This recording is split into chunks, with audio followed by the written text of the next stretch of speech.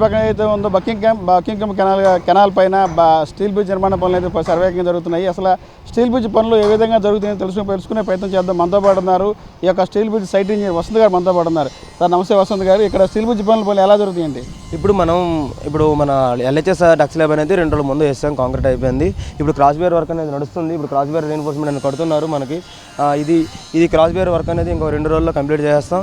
ఇప్పుడు అలాగే మన ఆర్హెచ్ఎస్ సైడ్ చూసుకుంటే ఆర్హెచ్ఎస్ సైడ్లో మనకి ఆల్రెడీ గటర్ లాంచింగ్ అవుతుంది. గటర్ లాంచింగ్ అయిన తర్వాత నెక్స్ట్ మనకి డక్ షీట్ అనేది ప్లేస్మెంట్ అవుతుంది.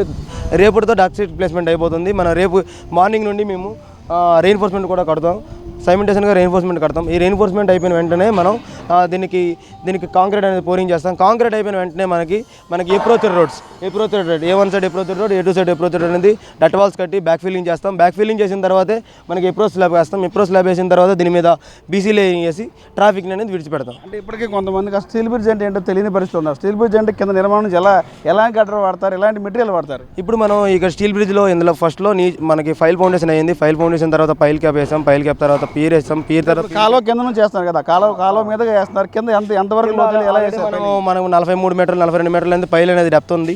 43 మీటర్లు డెప్త్ ఉంది. 46 మీటర్ల వరకు డెప్త్లు ఉన్నాయి. యాజ్ పర్ డ్రాయింగ్ మనం డెప్త్లు వెళ్ళాం. ఆ డెప్త్ల తర్వాత దాని మీద పైల్ క్యాప్ వేసాం. పైల్ క్యాప్ మీద మనము పీర్ క్యాప్ వేసాం. పీర్ మీద పీర్ క్యాప్ వేసాం. పీర్ క్యాప్ మీద మనం steel girders, steel bridge main reason steel girder. ఇది మొత్తం స్టీల్ గటర్ అని స్టీల్ గటర్తో మొత్తం long span 110 metre long span కూడా మనకి స్టీల్ గటరే. RHS LHS steel girder launching చేసాం. లాంచింగ్ అయిన తర్వాత మనము డక్ షీట్ వేసాం. డక్ షీట్ మీద డక్ స్లాబ్ కట్టాం. డక్ స్లాబ్ కట్టి ఇప్పుడు క్రాస్ బేర్ కడుతున్నాం.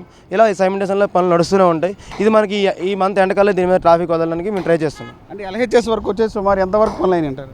ఎల్హెచ్ఎస్ ఆల్రెడీ 80% కంప్లీట్ అయిపోయింది. ఇంక 20% ఉంది. అది ఎల్హెచ్ఎస్ అనేది ఆర్హెచ్ఎస్ కంప్లీట్ అయితే 2 కలిపి ఒకేసారి చేయాలి.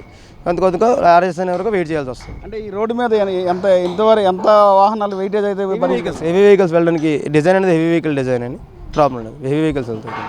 ఎప్పటిలోపు మొత్తం టోటల్గా ఈ మంత్ ఎండకాల ట్రై చేస్తాం ఇవ్వడానికి. ట్రాఫిక్ విడిచిపెట్టడానికి ఈ మంత్ ఎండ్లోకి ట్రై చేస్తాం. ఈ భారీ క్రేన్లకు సంబంధించి ఎట్లుగా వాడతారు ఇండస్ట్రీ? ఈ భారీ క్రెయిన్లు అనేవి మనకి 500 టన్స్ క్రెయిన్స్, 150 టన్ క్రెయిన్స్, భారీ క్రెయిన్స్ అనేవి మన గటర్ లాంచింగ్ కోసం వాడతాం. ఈ త్వరలో ఏదైతే ఉందో అనుకున్న సమయానికల్లా ఈ యొక్క స్టీల్ బ్రిడ్జ్ నిర్మాణ పనులు పూర్తవుతాయి. త్వరలో వీటిపైన వాహనాలు అయితే సిద్ధమైతే చేస్తామని చెప్పి కూడా వసంత్ చెప్తున్నారు. ఇది ఇక్కడ పరిస్థితి. కెమెరామెన్ నితిన్తో Raj Kamal, S4 media, steel bridge నుంచి.